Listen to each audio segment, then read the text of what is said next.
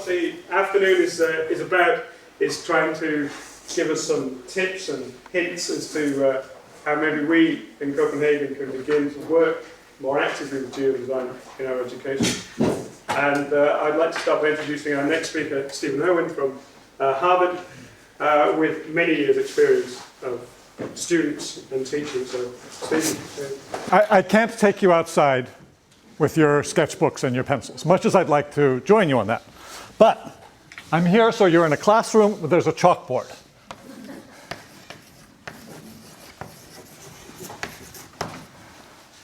I like color. You don't have colored chalk, so I'm going to use my iPad.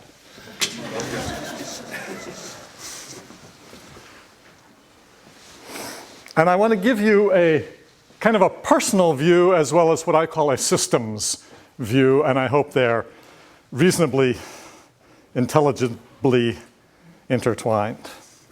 And I'll take you to a moment in 2008, December the 14th, I was invited to a colloquium, a gathering, to discuss spatial concepts in GIS and design. That's Jack Dangerman on the right, that's Mike Goodchild on the left, both luminaries in the GIS world. This is Bill Miller, the head of education at ESRI. And they brought architects and landscape architects and geographers and computer scientists and psychologists and historians and cartographers into a room for 2 days to discuss this question. What can GIS learn from design, and what can design learn from GIS? And each of us had our 5 minutes to talk about that, and there were several good meals and a very nice discussion. And by August 13th, 2009, the word geodesign exists. So at the beginning of that conference, it did not. By this time, as Mike has related, it did.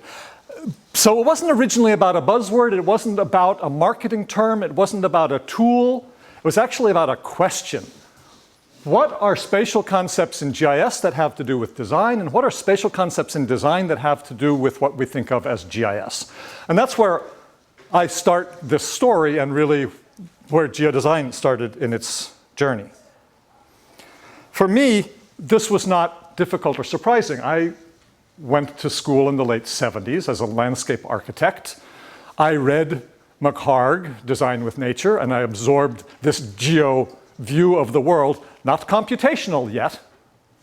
And I read a number of design people, and I learned from great designers. And Lawrence Halprin, the American landscape architect. If you don't know this book, it's a very articulate way of talking about a very particular approach to design.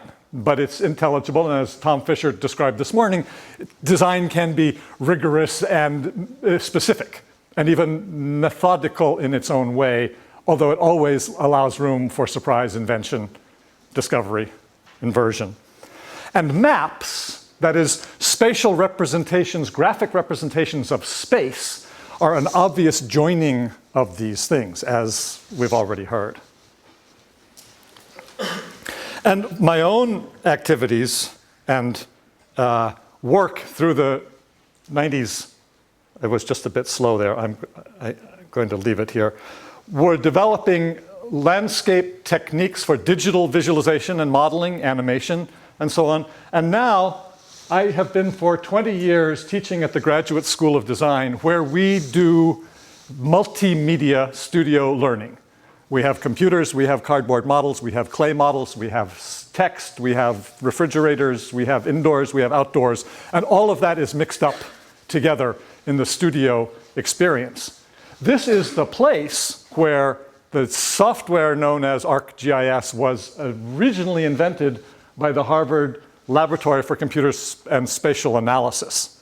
And the original software called Odyssey, which went along with that one called SIMAP, were the very earliest examples of computer-made maps, and were right from their beginning embedded in a design school, and our colleague and my mentor, Carl Steinitz, was right there at the beginning of that also, working with this team of people for the development, not just as an academic way, not just an industrial way, but to solve design problems. Interesting, large, grand challenges, as Tom Fisher would have it. And that's really been part of my own education as well as for the last 5 years, I've worked with a colleague in China.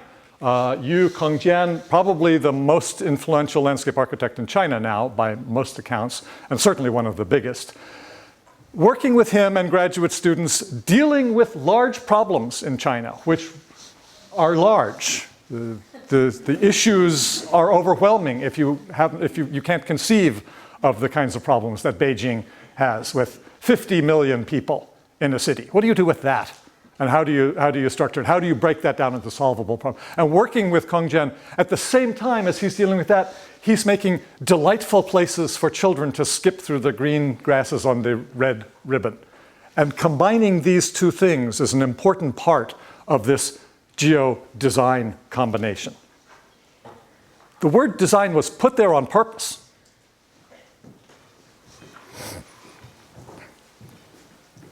By 2014, of course, there's geodesign in the curriculum. There are courses, there are conferences, there are publications, textbooks, computer software, master's degrees, and so on. So there's been quite an explosion, and you've heard some of the reasons this morning why this is important and attractive.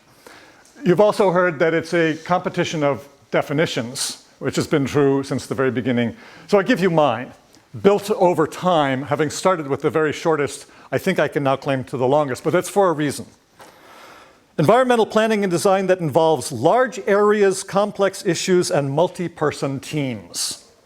If you're one person doing a garden, for my purposes, you're not doing geodesign. You may be buying into everything we've talked about, but I just want to make the word mean something very specific. So, large areas, complex issues with multi-person teams that uses digital computing, algorithmic processes, and communications technology. If you just have your pencil and your sketchbook, you're not doing geodesign by my definition. You may be doing wonderful work. That's not a criticism. But I just want to make it clear what I'm talking about. That is fostering collaborative and information-based design projects because there are multi-person teams. And that depends on timely feedback about impacts and implications of proposals. This is the core that Mike Flaxman gave us at the very beginning there. Based on dynamic modeling and simulation, that's how you get it, not just intuition or experience. And finally, informed by systems thinking. If you meet those 5 sets of criteria, it's absolutely geodesign. And I'm a tool user, a tool maker, a tool builder. I don't think geodesign is a tool. I do believe in a geodesign toolbox. And I'm going to talk to you a little bit about my proposal for a geodesign toolbox, as I understand it, in 15 little compartments. If you remember, your fold-out toolbox with little boxes and compartments and the different tools for different purposes. I believe very much that we have software built on the model of the smartphone or the mashup, many small pieces that can be put together rather than one single grand geodesign tool. And here are 15 of them that I think you need. I think these are essential, and I'm always interested to hear what you think I may have left out. The geodesign system starts on some kind of a base. This is the context within which we are working. And often, by implication here, it's those things we can't really change or control. Of course, one of the things that design does is always say, oh, but I'm going to expand, and I'm not going to change that. I'm going to change the border. So it's possible, but there's something we can't change. You can't change the bedrock geology. Yes, you can, the engineer says, we'll do it. So at some point you draw a line and say, you can't change the outside there. We're working with that. That's the context. We can't prevent population growth. We'll work with it.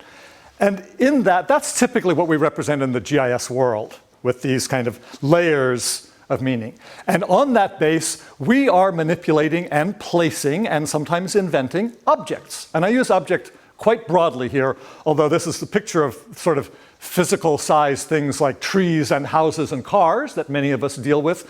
This could also be a daycare center or even a pollution control project or a dam or a superhighway. All these things are objects for my purposes. We're putting objects on top of the base in some particular configuration, usually in 2D, in the world of 2D representation and communication, which we so strongly depend on still in a drawing or a map, but obviously really in 3D And the more we think about it, then in 4D, because we know things are moving in time, although most people doing architecture and landscape architecture design are stuck in a world of 2D and static representation. So one of the great things about having computation is that we can begin to get out of the 2D rectangular frame and into a 3, 4, and as you would have it, 5 or n dimensional as you add other attributes and qualities besides time into this world.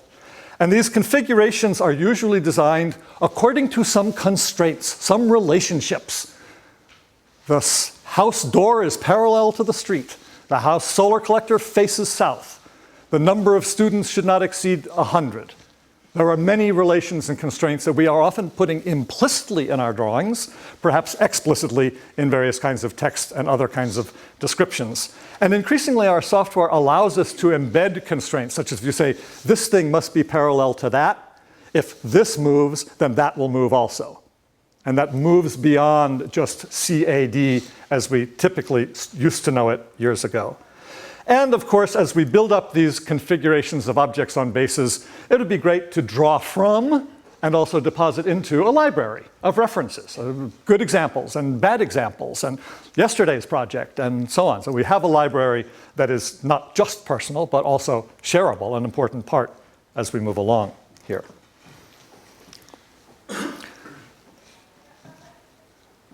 We've talked about the necessary collaboration in multi-person teams. We need tools and techniques and methods that allow for different people in different locations and different time zones and different languages and different disciplinary specialties to work together. It's a very noble aspiration. It turns out to be pretty hard, kind of difficult. Every major large corporation deals with all of these problems, and it's something that designers are not typically by their training very good at, because we have a history of training individual designers. And getting designers who can work together is a challenge, and it's one of the challenges of geodesign. But it has great promise, because multiple people do statistically make better decisions than individuals. And we need to keep track of versions. This is something that every software designer knows, and even people who draw with yellow trace know, and that our software is capable of doing, but not very well yet for most people. There's mostly ad hoc solutions for keeping track of, let me see the version that Jim did yesterday and take its plan and bring it into the version that I've been working on today and meld them together. So as you have large and complex problems with many different authors, it's useful to have some tools to help keep all of the braids together and then keep track of them and remove them as necessary and forget them and then retrieve them as part of this process. And I believe that we really need to not just manage objects in their configurations with constraints, but indeed to begin to have tools that address levels of abstraction. So it's not just objects, but it's also concepts.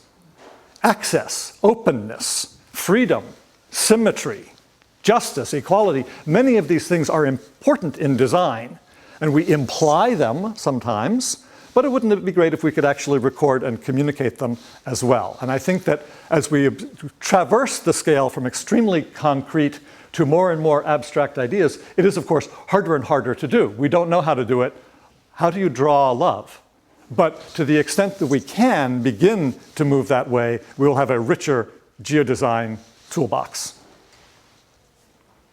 And a very particular form of abstraction that I do think we need to represent better and well, and that many designers, especially in the world of environmental design, urban design, architecture, landscape architecture, and so on, are diagrams. Diagrams are spatial-like representations of qualities that are not yet maps or plans. They're not usually to scale. They're not always literal, and yet they're important in the process. They are often in the early stages of process, although they needn't be. You can diagram as a way of analysis or critique an existing project. So diagrams are an extremely important part of the language of design, and it's one thing that GIS per se doesn't know about, and yet circles and arrows, surely GIS can do that. And so somewhere between this primitive geometry of circles and arrows in a GIS or CAD-like way and their meanings to designers, about intention, about relationships, is the design component of geodesign. And of course, we live in a web-enabled world, so it's not just drawings we are making anymore. It's not just 2D documents meant to be printed, although again, that's 85% of what goes out most of the time. We know that these drawings can be hyper documents. That is, we can have links, so we can click on this line and learn its attributes. Click on this tree and learn its maintenance schedule and soil requirements, so that we can begin to embed these drawings into a richer stratum or multiple strata of knowledge and information that support them from a design point of view, from a maintenance point of view, from a construction point of view, from an analytical point of view. All of these things are there waiting to be absorbed in this process, and we can have computers help us do that.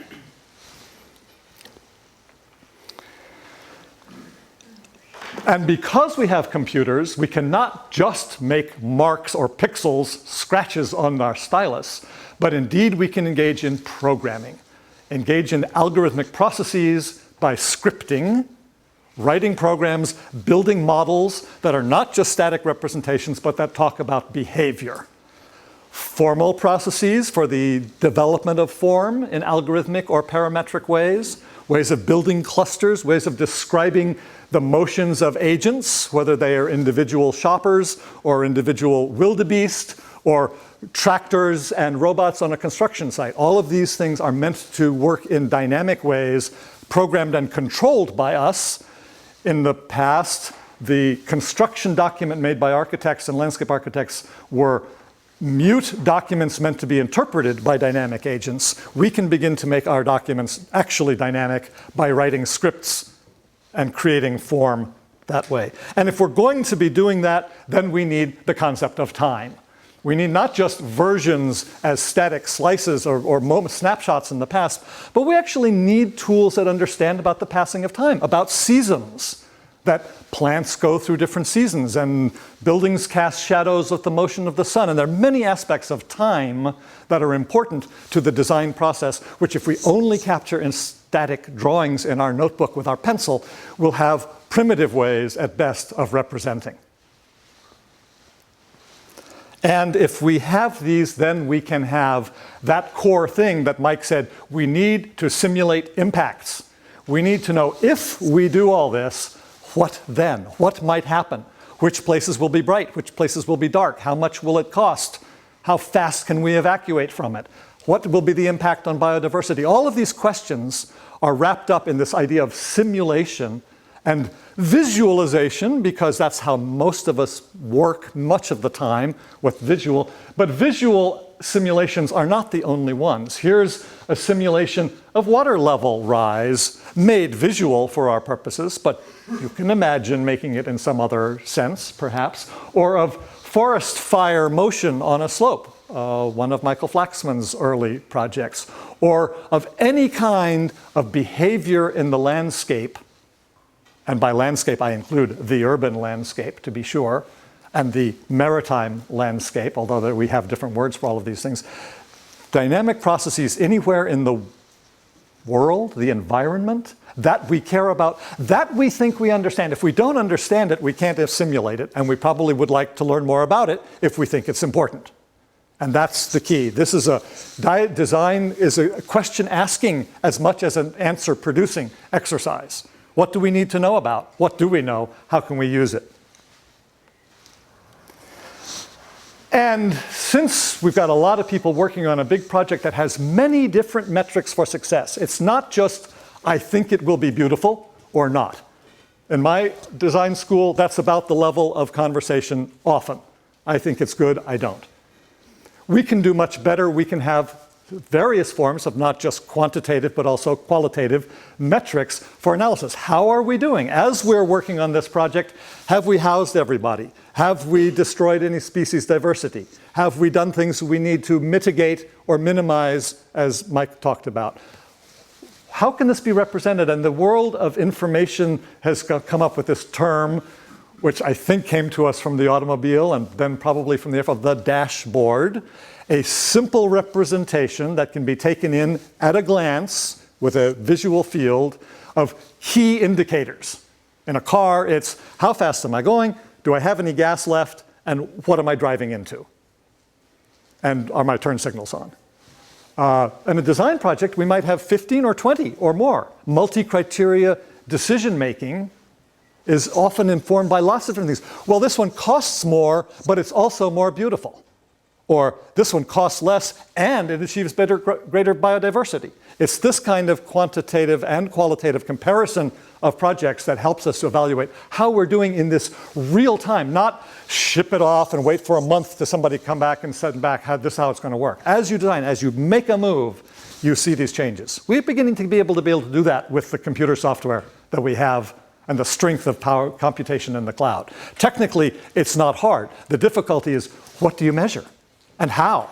And how do you know what the impacts of cost are of that particular move that you've just made? That's the information, the research that we have to do.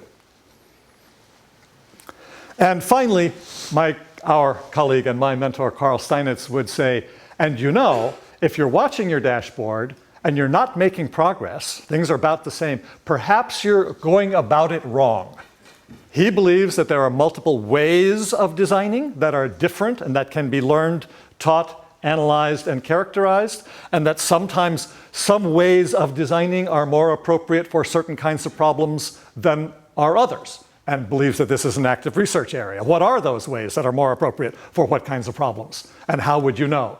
And how can you do them? So the idea that you might think about, am I going about this the right way, a good way, or never the only way, right? One of the things about design is that there are many ways to do it. And there's no one right answer. There are many answers and many ways of getting there. But some are more productive than others, is the argument. So all of those things put together, if one could, not in one piece of software, but in a grand mashup, would give you the 15 toolbox that I think characterizes a lot of what is important about geodesign and what we do and what's unique about it. You can find me on screen at videos at esri.com. Here are other talks about pieces of this that I've given over time at the summits that Tom Fisher mentioned that happened at ESRI. At one of them, in the last few years, I made a couple of predictions. I made 50 predictions, but I'm going to tell you 3 of them because I think they're really, I've come to very much believe them. One of them is that geodesign already is much about water. Water is extremely important. Water is a medium in which we deal, which has everything to do with the survival of the race and of the planet, and has complicated, interesting engineering qualities and wonderful design possibilities, and I stand by it. And it's hard to do. Water is hard to draw. Bathymetry lines don't capture it, and so on. So this is one important piece of what we have to do as we move forward. And geodesign will require systems thinking. I read von Bertalanffy, General Systems Analysis, as a young man, and it made a huge impression on me. And I get that systems are complicated, interconnected, let's call them objects or subsystems, which interrelate in some interesting and complicated ways and give rise to behavior that the individual parts didn't have, and that's what makes a system. And so we know there are hydrologic systems and vegetative systems and all kinds of systems in the world, and that if you tinker with one piece, you may have results somewhere else in the system or in some other system. That all just seems intuitive to me, but if you look around at what our colleagues in architecture and engineering have done for us in the past decade or century, sometimes you wonder if they may have missed that piece of it. So being able to understand and encode and analyze and design with systems and system-like interactions is key part of geodesign. I might have called it geosystems design had I been there at the table. Geodesign will require simulations. Flaxman said it, it's true. And we're getting better and better understanding of natural processes, natural systems, material processes, that we are able now to simulate things computationally. Computational fluid dynamics is sort of the high end of what computers can do these days, and it's pretty powerful. And we understand many of the laws of physics, and they can be applied, and they turn out to work in the world. but also they're complicated because they're mixed up in many different systems. So no simulation is ever the real thing. And this is the grand challenge of simulation technology, is to get it good enough to actually help us avert disaster. And we're making progress. So I now believe that there is a three-legged stool that are foundations of this thing that I describe as multi-scale dynamic simulation on the one hand, systems thinking on the other hand, and a term in English that I only learned a year and a half ago, BioComplexity. And I'll talk about each of those briefly. I've talked about simulation, and it includes visual and other dynamic processes. And dynamic simulation is that which engages in things that move and change, and the landscape and the world do, and that's really important. And so as an example, we might have a model built on computational fluid dynamics that understands about how gases move and change, and the output from one particular smokestack will have an impact 100 kilometers down the way. That's the kind of thinking that we need to engage in with geodesign. And our designers at Harvard, where I'm most able to look over their shoulders, are taking this science and technology as now a form of inspiration. These are not just scientific behaviors, they're actually motives. They're actually design ideas about curves and the shapes of curves and other kinds of things that can begin to inform design of shapes that you might have once tried to draw with a French curve, but we want to get more, have them related to the actual phenomena in the world around us. And landscape models are multi-scale. As we simulate things, if you simulate at the human scale, there's also a microscopic scale and a macroscopic scale, which are important and which may not operate the same. They operate in related ways, but not the same way. And we're beginning to get good understanding, but primitive still in many ways, of many aspects of the landscape that we need to simulate and understand that they are at multiple scales. It's not good to just do one. You need multiple scales of simulation to get the kind of thing that we need. Systems thinking I've described as this understanding of component parts and their interrelationships and the understanding of impacts and influences on the world. But the technology, in the technical literature and engineering, there's a whole field called the study of systems. As it turns out, systems of systems, all systems, the internet is a system of systems. Systems of systems are specially complex and have characteristics which can be studied, characterized, decomposed, recomposed, and there's a lot of engineering beginning to emerge about understanding this, from which we geodesign practitioners, if not geodesigners, have to learn. One example, for example, are the many Earth observing systems that we have. A system of observing systems that are satellites and sensors of all sorts and scopes and frequencies and varieties that help inform our understanding of the world that we're in. So we're not just doing real-time design with our own design, but we can start to do real-time design on our real site with the real behavior. What's it doing? What's the wind blowing today? So that we can understand how our design would work there where it's built. And that's just one of many examples of this really important idea of the nested scales of materials, of processes, of sensations that come in different technologies, which we are beginning to integrate seamlessly. Google can deliver all of these to you today. And finally, biocomplexity, a word that has come into our National Science Foundation in recent years. The National Science Foundation is talking about the comprehensive understanding of environmental decision making. That sounds like geodesign to me. Funded by our National Science Foundation to understand this relationship.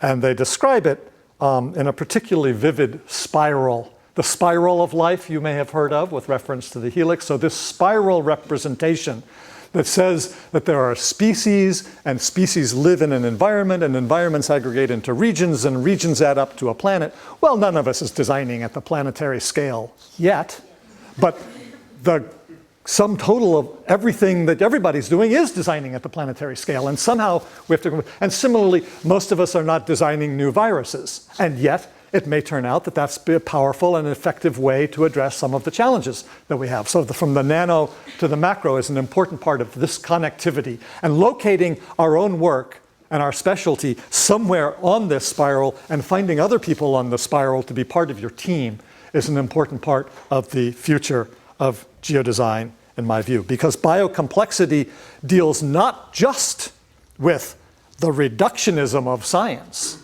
but also with the integration or the synthesis of design. When we put these things together, what happens? That's a design question, as well as a scientific question. And you can see that water, I've mentioned, has all of these characteristics. It operates at molecular levels, it operates at national levels, it operates at individual swimming hole levels, and it's connected up with all kinds of other processes in the way. And two other things that are objects in my original formation, but are obviously more than that. They're aggregations of objects. The city, a complicated thing that operates at many different scales, and landscape architects and urbanists intervene in different ways at different scales with different tools. And similarly in the forest, whether we think of the forest duff or the individual organism or the animals inside of it or the tree stand or the etc. Indeed, the architect William McDonough, how many people know McDonough's Cradle to Cradle? You guys have to read it if you haven't. Go Google that, Cradle to Cradle. It's not a new idea. It's not a terribly old idea. It's not a dramatically life-changing idea, but it's a deep one. In English, we have this expression, things should be designed from cradle to grave, from birth to death. And McDonough says, let's start thinking about recycling so that we don't end at the grave, but the grave is the new cradle, and design from cradle to cradle. McDonough talked about having buildings like trees and cities like forests in their green, life-giving, resilient ways. That's an aspiration of geodesign. So geodesign is not just the technology by which we engage this, but remember, geo means Earth. It's about planetary survival. And the scientist Janine Benyus, our colleague just earlier talked about biomimicry, has talked about how we learn from natural processes and systems in design and building cities that function like forests. This is a noble and great aspiration of geodesign.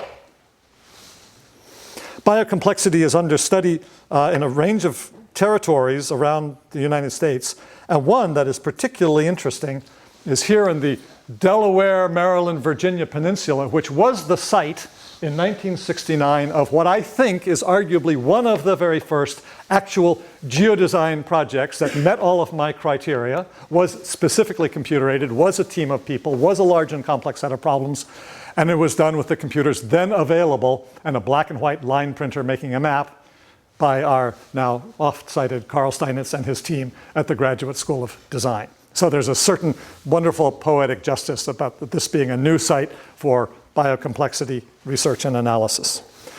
My own students' work in China does not, in fact, rise to the level of real geodesign because we don't have the simulation models to understand this yet, but we would like to. And when we do, it will be. And these are very large and complicated and survival-oriented projects, really.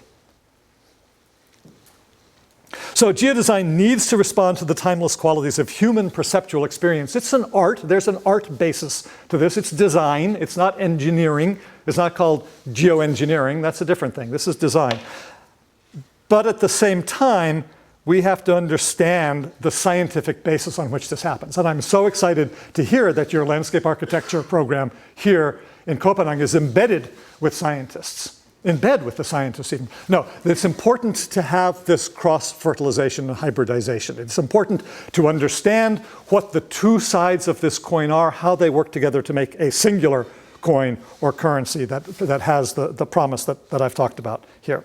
So you can buy today for your laptop a cellular dynamics simulator for those of you working at the cellular scale. And our research scientists at Harvard have just come out with a cosmic simulation model that can reenact the birth of the galaxies in not quite real time on your computer. And somewhere in between there is that blue marble on which we live, and somewhere on that is a particular place where you or I or any number of people live, and that's where geodesign meets, nested in between the cellular and the cosmic scale on the place that we actually have to live and work. And I think that geodesign, as we've heard now multiple times, is essential if we are to meet the real challenges of making that a life. Now, I'm not proposing a curriculum for anything, although we may get to that, but a curriculum for anything must deal with major concepts, typically has to have a start and a middle and an end. That often relates to concepts of introductory, intermediate, and advanced, although they're not necessarily the same.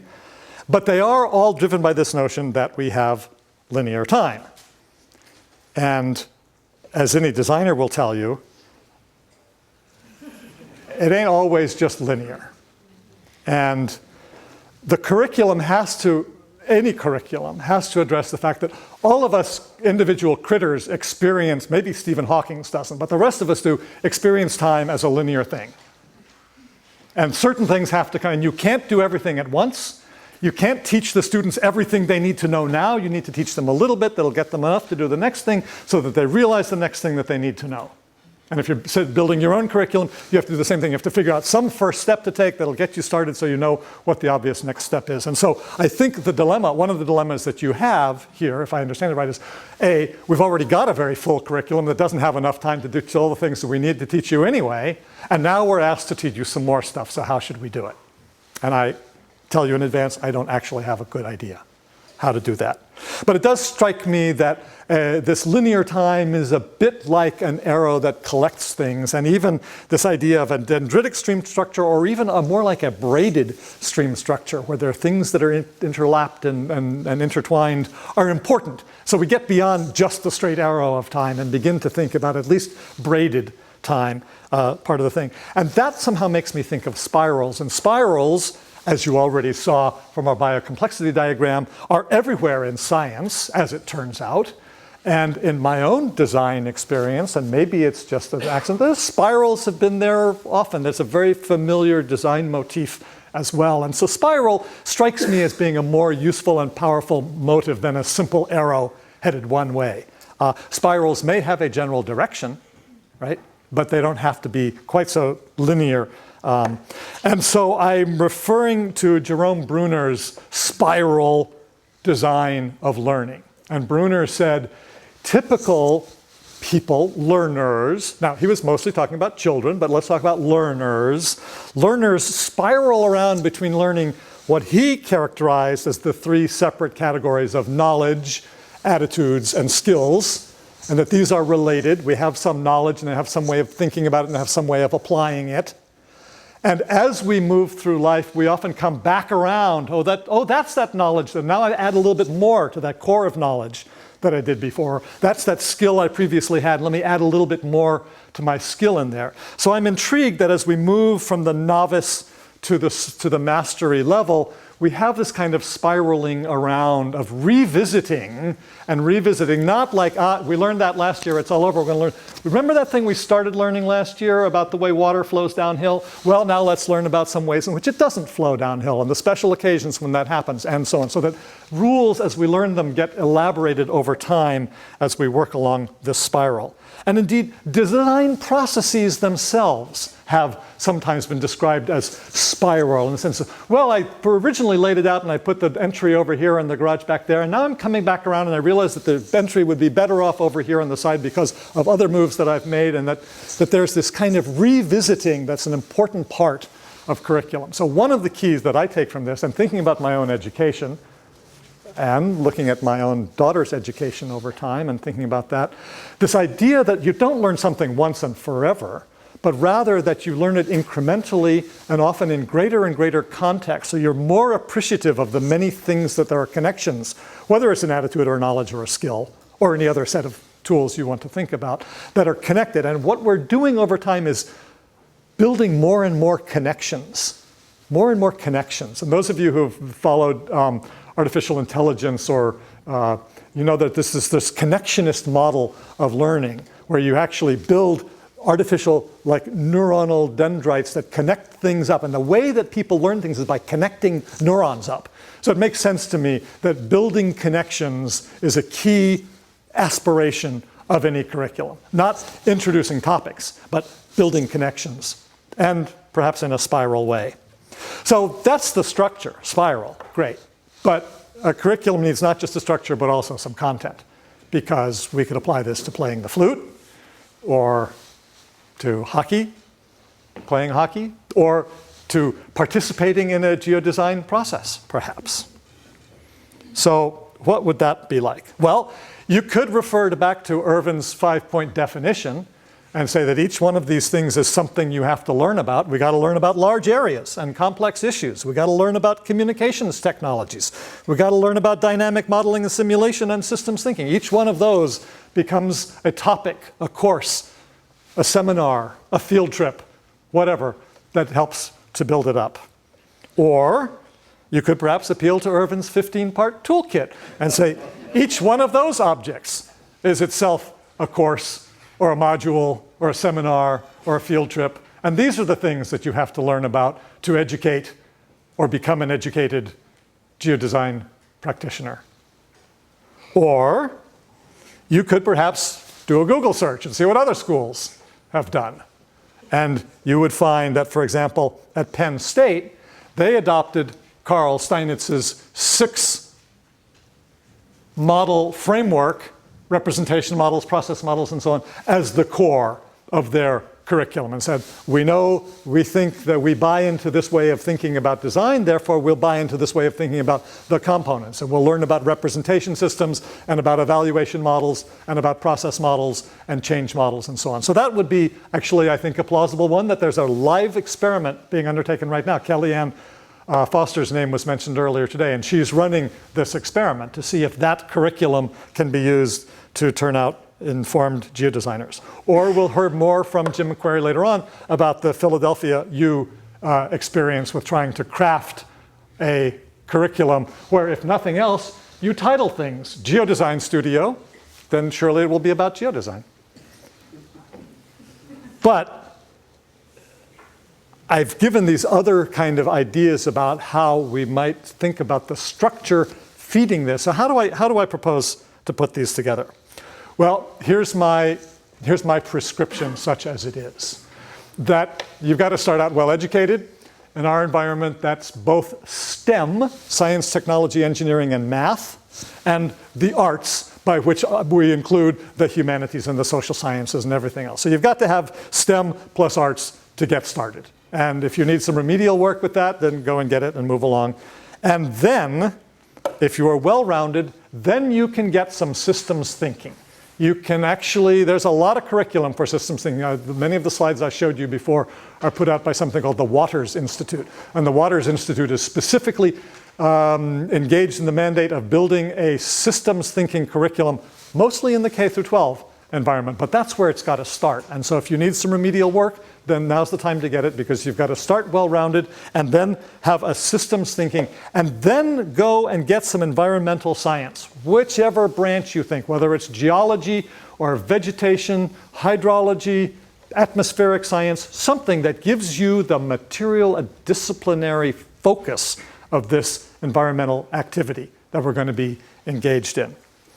That'll make you an environmentalist, and then we'll put you in some design studios, because you've got to learn to design. And it's not just science, right? We've got to get you the design component as well. And the studio, a place where you actually do design, often with a master designer who can smack you around a little bit and move you in the right direction, as well as encourage you when appropriate, is the foundation way of learning a design. And hopefully that person will refer you to some of the texts and some readings and some examples. So by now you are a well-rounded, systems thinking, environmentally knowledgeable planner designer.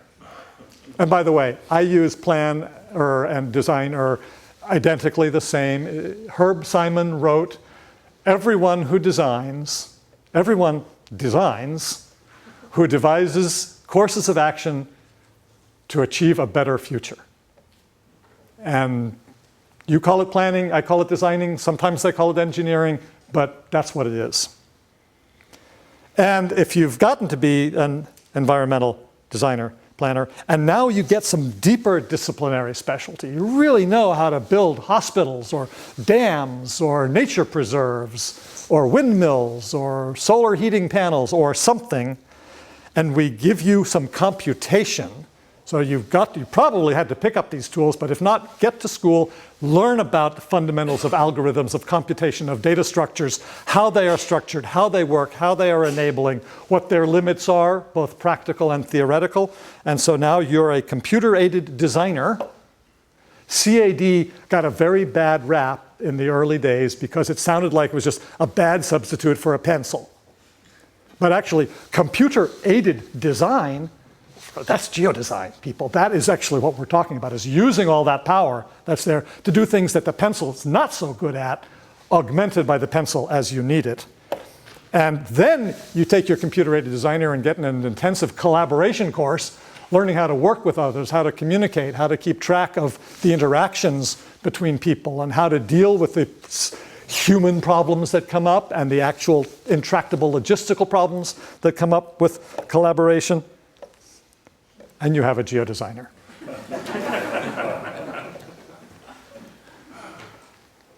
How long will that take, do you think? You start with arts, math, and science. You blend in systems, environment, design, computation, and collaboration. And you will have geodesign.